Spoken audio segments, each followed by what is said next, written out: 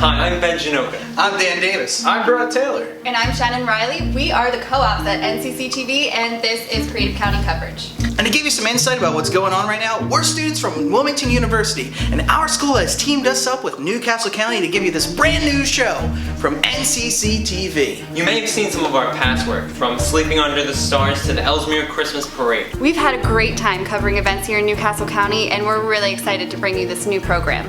We've created this program to show you what we love about Newcastle County, so we will be bringing you a new episode every week.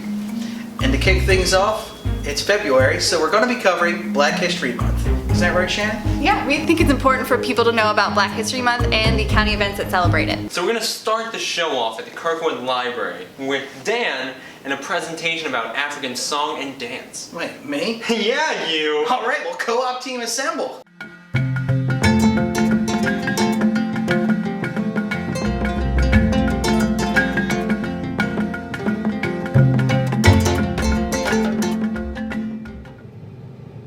Oh, hey guys, Dan Davis here from NCCTV. It's Black History Month, and we're here at the Kirkwood Highway Library. We're getting ready for the Africa to America music, song, and dance. I mean, obviously, we can't really dance in here right now because, you know, people are reading and studying, so shh. Let's go to the conference room and check it out.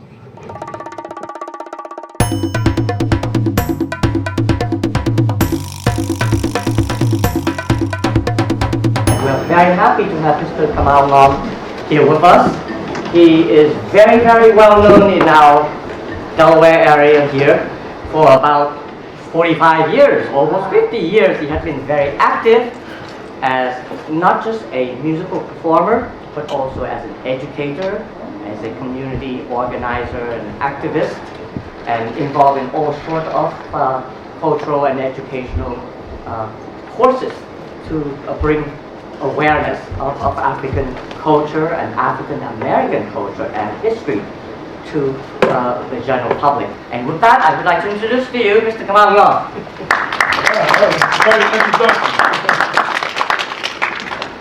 My goal today is to travel with you from Africa to the western part of the world. And the period that we know that took place in the most is during slavery, okay, what we call the Middle Passage, or in Kiswahili, it's called the Maafa. Maafa means the great tragedy. But now with the Africans came their culture. Some countries, they were allowed to continue to practice their culture. We'll stop in some of those countries. And then other countries, they were not allowed to, such as the United States. Okay? Actually, the drums were outlawed in the United States during slavery.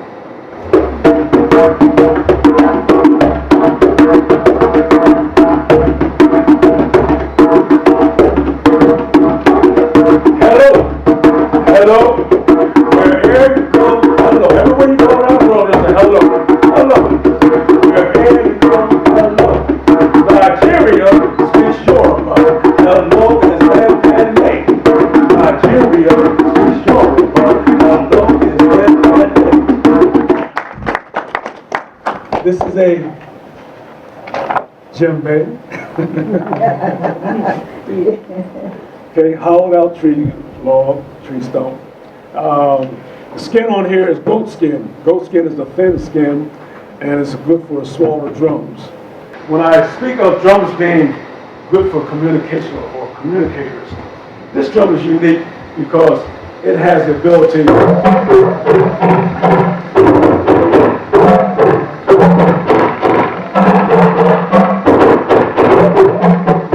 this drum is called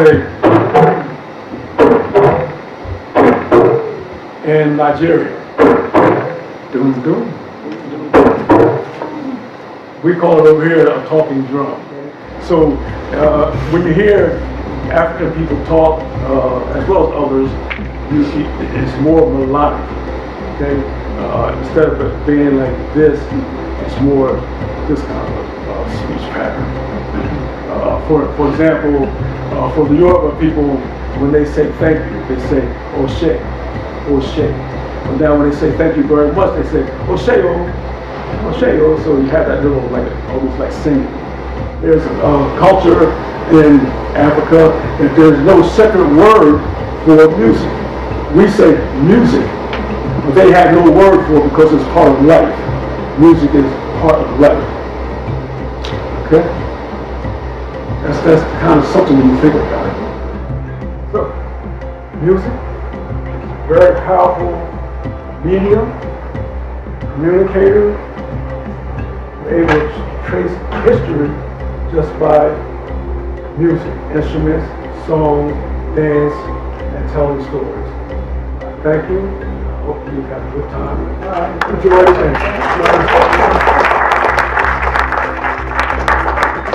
Now, if you'd like to come up and get personal with our instrument, you can.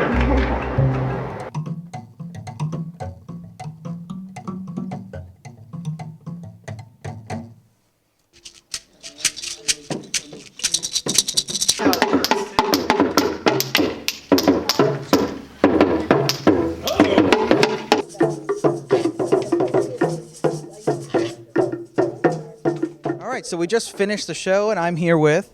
Judy Quaha. And did you enjoy the show? Fantastic. What did you think? What did you get from it? I learned a lot about the African tradition. I learned about the music and that it means things, different ways they play it. I've learned a lot. I've learned a wealth of information today, and it was very interesting. I would definitely come back. Please have him back. What got you prepared and interested in this? Well, 40-some years ago, a guy came up to me and said, somebody's teaching drums down at the center, which was Christina Cultural Arts Center. I said, well, I might go down there and check it out. And one thing led to another, and here I am today. What does Black History Month mean to you, by the way? Well, it's just a time during the year that the study and the learning of Black history moments and Black history events takes the forefront. You can trace the history of probably any people through their music, because you sing about what you know, and you sing about the times, and through the instruments, of course, and it just tells a very good, thorough historical view of what people have gone through. It was a very, very unique seminar, and it was really great and entertaining. But thank you for coming here, and it was nice talking to you. Well, thank you, and talking to you as well. I still wish you would have danced more, but we'll talk about that later. Oh, yeah, well...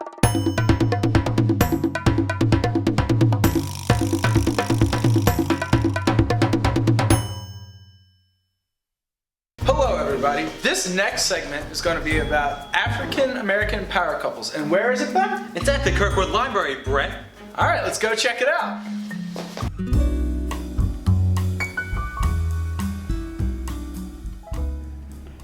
Good evening, everyone. I'm very happy that you come out on a very, very cold night out there, but this is a very, very special program. I'd like to introduce to you Mr. Sil Wolford. He is a local de facto historian, in my opinion. So I'm here with Mr. Sil Wolford, who is in charge of the presentation here today. Can you tell me a little bit about the event today and what Kirkwood Library is doing for the month? Well, obviously this is Black History Month, and again, this is basically a passion of mine that I have been hooked on African American history, and not only hooked on it myself, but sharing it with others. So I actually have about 15 lectures on African American history that I'm giving this month, and I run the circuit, and you know, Kirkwood is just on the circuit. But last night I was at the Brandywine Library, and next Saturday I'm at the Hockessin Library. So you know, I'm all over the place. So tonight's PowerPoint was on power couples. Power couples. Now, Yes. can you tell us a little bit about that? Well, again, I have been, it is, obviously, I'm sure you can appreciate, you have to do a lot of research in order to connect the dots of all these people, because many of them are working on anti-lynching, and many of them are starting universities, so you have to begin to match them up. And it's an incredible job of research to match these folks up. And then you ask these questions in terms of, how do they have enough time? How could they raise kids? How could they do things? The presentation tonight is African American power couples at the turn of the 20th century. Power couples is interesting because you say, well, what is power couples? Well, the prominent power couple is Bill and Hillary Clinton, where both members of a family or a couple want to be president, which you say, I wonder what they talk about. It's just, you don't know how they get along or how they function. But these are power couples where 3 of them are judges, others are running institutions, other ones had institutions named after them, and they were truly involved in all of the activities at the turn of the century, from about 1890 through about 1940. I'm going to just share their history with you, and hopefully you enjoy it, and hopefully this will inspire you, as I was inspired. I hope to inspire you to go out and do more research on these people. All right, I'm here with Miss Mary Ellen. Mary Ellen, how did you enjoy the presentation here today? I really enjoyed it. I've been to several of his lectures, and they're always interesting and make you want to go and get to another one as soon as you can. And now, before I let you go, you have to give me something you learned here today. Okay, let's see. Wow, that's really hard. I know, it's so much information. I know. I'm trying to sift through and go. Okay, what can I say about it without giving the whole talk all over again? I think it was very interesting, probably to see how the couples were really well matched as far as their passions, and they were usually both highly educated, and how they fought for their causes and worked as a team to further their ideas. All right, awesome. Thank you so much for talking to me. Thank you. So, why do you think this presentation is important for this month as Black History Month? Well, again, because I'm not a history major, because I'm an accountant, most of my career I spent with numbers, okay? And most of the history that I was exposed to was basically 8th grade history. We talked about Martin Luther King, we talked about Rosa Parks, etc. This again is 60 to 100 years earlier, and it gives you a different perspective of what was going on. And let me give you another issue. There is this issue of Black Lives Matter, where folks are using the term Black Lives Matter, but if they don't know their history, they don't know where we came from and where we're going. We know they are upset. We know they are concerned, but they have to have the history of the movement. And this is a movement, okay? There's only so far we can move ahead, and so quickly we can move ahead. So this history is needed in order to know how to solve the education problem. This education problem was it was illegal to teach a slave to read or write. This is an issue of segregated education. This is an issue of unpublic funded African American education. This is what these folks had to go to get us today. And we still have the challenge of 50% of black males are not even getting out of high school. Okay, and you say, well, this is the challenge today. What do you think of the challenge there was when it was illegal, or when it was funded by community funds, or those kinds of things? Yeah, and one of the highlights of this presentation was the education factor in all these people, and when the movement did start. And again, I learned so much, and it was so fascinating, and thank you so much for talking to me. I had such a pleasure coming out and learning a whole lot about the power couples. I had a great time. So up next, I had the opportunity to go to the Walnut Street YMCA and cover an event on the Tuskegee Airmen. It was a really interesting event. They had some beautiful performers, and I hope you enjoy it.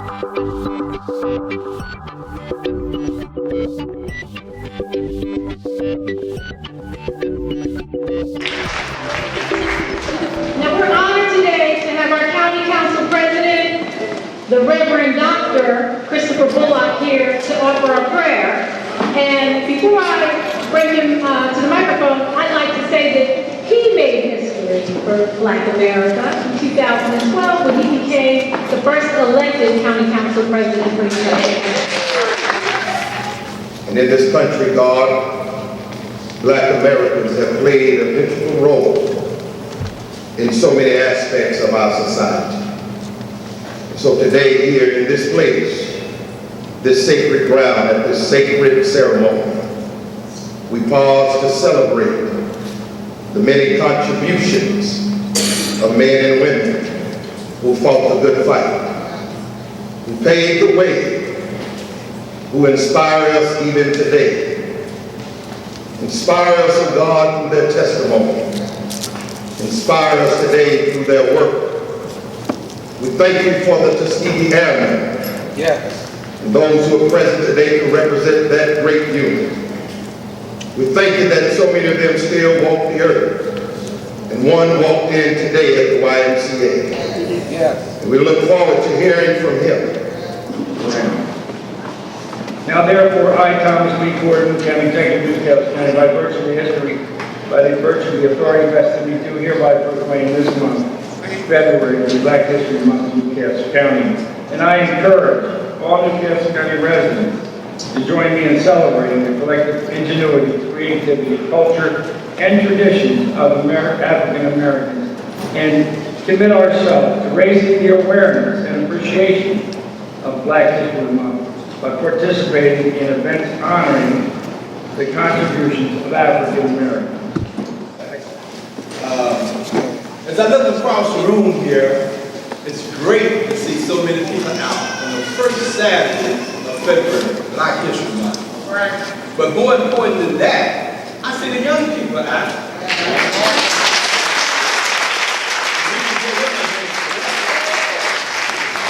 All right, we are here with the men of the hour. These gentlemen are from the Greater Philadelphia chapter of Tuskegee Airmen. With me is Aaron Watkins and Dr. Cornelius Gaither. I'm just glad to be a part of this, the legacy and the history of the Tuskegee Airmen. And little did I know, when I was 19, attending Tuskegee University, I was surrounded by greatness. After Anderson, Chief Anderson said, he said, pass it on to the next generation. I'm giving you my knowledge of flying, and I want you to pass it on. And keep that dream alive and have some discipline in your life. Well, you mentioned the next generation, and there was a lot of young people in the audience today, and they seemed to pay attention to the history lesson you gave today, and they were coming up, taking pictures with you, Dr. Gaither. I guess it's wonderful to see that kind of history resonate with the youths. Who, let's face it, if they don't learn it, who's going to learn it? I came to be part of the Tuskegee Airmen as they were breaking up in Germany at Ramstein and Landstuhl Air Force Base. And that's when Brigadier General Davis became the deputy commander of 12th Air Force. Nice. And so I got it on the tail end of it, but I was deferred from going into the military so I could finish my education. Otherwise, I probably would have been with them earlier. Excellent. Well, this was a lovely event today, and it's important because let's face it, Black history, it's American history, and we do things like this to make sure we don't forget that. And to that end, the thing I've been hearing this week is that Tuskegee Airmen, they're American heroes. Talk a little bit about that, when you hear people say things like that, and why that's important. I think it's important because it's showing that after so many years that people do care and they appreciate your accomplishment and some of the things that you went through. You'd be surprised some of the people that supported the Tuskegee Airmen. And still are. And still are. Yes, yes. Excellent. Well, on behalf of County Executive Thomas B. Gordon, I want to thank you gentlemen for coming and representing the Tuskegee Airmen Incorporated. It's been an honor to have you guys here today. Thank you very much, Mr. Watkins. Thank you for having me. Dr. Gaither, it's a pleasure. Yes, yes. This song is dedicated to our honored guests, members of the Tuskegee Airmen. We are so blessed, and people in my age bracket are blessed to see you, and we appreciate the accomplishments that you did in service to your country and to us. So can we give them a hand? I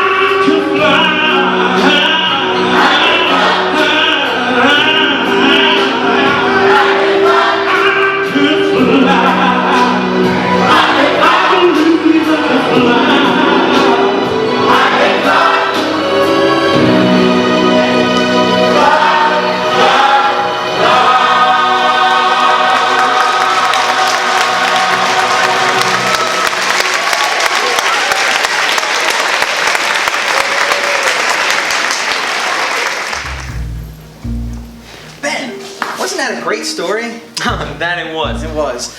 But it was missing something. You know what it was? Yeah, I think you're saying it's missing the focus on Delaware in general. Yeah, like this is a Newcastle-based show, so these stories should be focused more on the Delaware aspect, wouldn't you say? Oh my God. What? We had an event just like that at the Ellesmere Library. We did. Let's check it out. Let's watch it. Cut to it right now.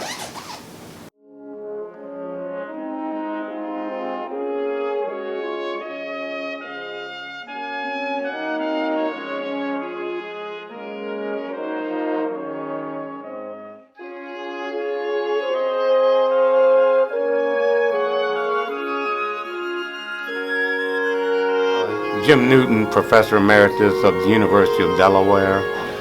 Today I've been talking to a group here at Ellesmere Library on Delaware Black history, emphasizing the basic themes of religion, Delaware as the cradle of black religious freedom, civil rights.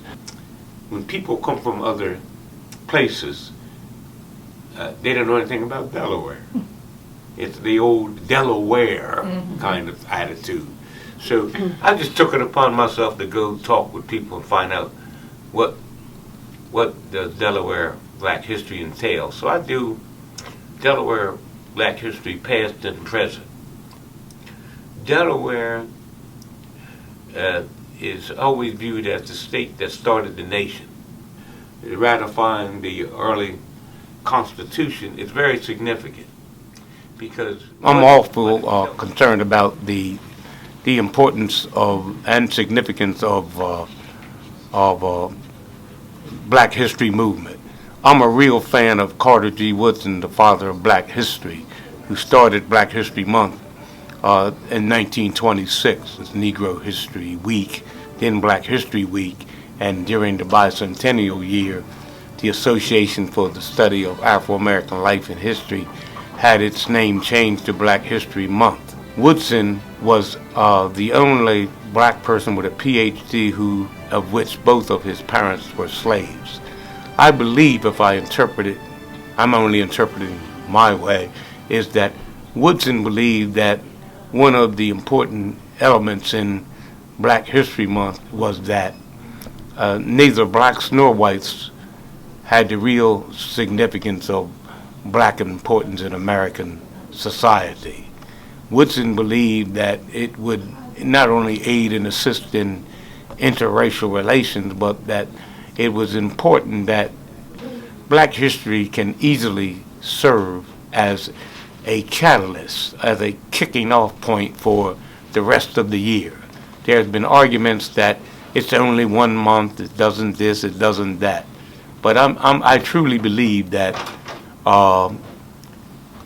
Black History Month offers a kickoff for the rest of the year. We don't merely focus on Black History Month per se, but Woodson was probably right in that it was necessary to aid and assist to correct some of the myths about blacks in American society. The fact that many Americans, black and white, don't know enough about the fundamental contributions of blacks in American society is critical. And without that understanding, it is clear that we're misguided. We need to get it right in American society. And Delaware can be a major catalyst, just as Delaware was the state that started the nation. It can be one of the major catalysts in getting at the root of multicultural education, so that as we all, each of us, come to the table of brotherhood and sisterhood, that we not only create the real meaning of Black history, but share our stories with each other so that there's clarity and understanding.